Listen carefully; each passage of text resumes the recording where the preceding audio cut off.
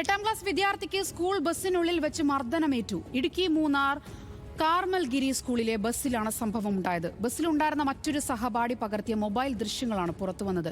നിരന്തരമായി തനിക്ക് മർദ്ദനമേൽക്കാറുണ്ടെന്ന് കുട്ടി പറയുന്നു.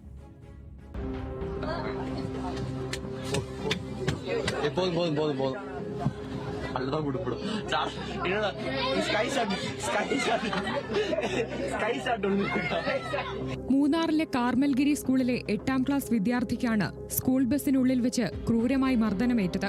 കുട്ടിക്ക് മർദ്ദനമേൽക്കുന്ന ദൃശ്യങ്ങൾ ബസ്സിലുണ്ടായിരുന്ന ഒരു സഹപാഠിയാണ് മൊബൈലിൽ പകർത്തിയത്.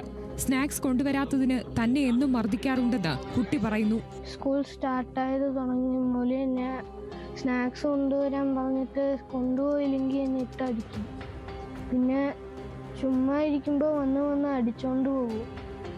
എന്തിനാന്ന് ചോദിച്ചാൽ സ്നാക്സ് കൊണ്ടുവരാനില്ല എന്ന് പറഞ്ഞ് ഒത്തിരി അടിക്കും. പിന്നെ ചുമ്മാ അന്ന് ബസ്സിരിക്കുമ്പോൾ പുറകിൽ പോയിട്ട് ആരോ പറഞ്ഞതുപോലെ വന്ന് എന്നെ ഇട്ട് ഒത്തിരി അടിച്ച്. അവൻ പിന്നെ വീട്ടിൽ പറഞ്ഞാൽ പിന്നെ വലിയ ആൾക്കാരെല്ലാം വിളിച്ചുകൊണ്ട് വന്ന് എന്നെ അടിക്കുമെന്ന് പറഞ്ഞു. അതുകൊണ്ട് നവമാധ്യമങ്ങളിൽ ദൃശ്യം പ്രചരിച്ചതോടെയാണ് കുഞ്ഞിനേൽക്കേണ്ടി വന്ന അതിക്രമം അറിഞ്ഞതെന്ന് അമ്മയും അച്ഛനും പറഞ്ഞു. ഇത് എന്തിനാണ് കുട്ടികളിങ്ങനെ ഉപദ്രവിക്കുന്നത് നമുക്ക് തീരെ പറയാൻ പറ്റുന്നില്ല. കുട്ടികളുടെ അവസ്ഥ കാണുമ്പോൾ നമുക്ക് അത്രത്തോളം പേടിയുണ്ട്. ഒരു കെയർ ടേക്കർ പോലും ആ സ്കൂളിൽ ഇല്ലയെന്നാണ് പറയുന്നത് കേട്ടത്, ബസ്സിലില്ലയെന്നാണ് പറയുന്നത് കേട്ടത്. ടീച്ചേഴ്സ് ശരിക്കും പറഞ്ഞ് ഞങ്ങൾ ചോദിക്കുമ്പോൾ ടീച്ചേഴ്സ് 4 പേരും ഉണ്ടെന്ന് സാറ് പറയുന്നുണ്ട്. പക്ഷേ ഇറങ്ങിയതിന് ശേഷമാണ് ഇത്രയും പ്രശ്നങ്ങളുണ്ടെന്നാണ് അവൻ പറയുന്നത്.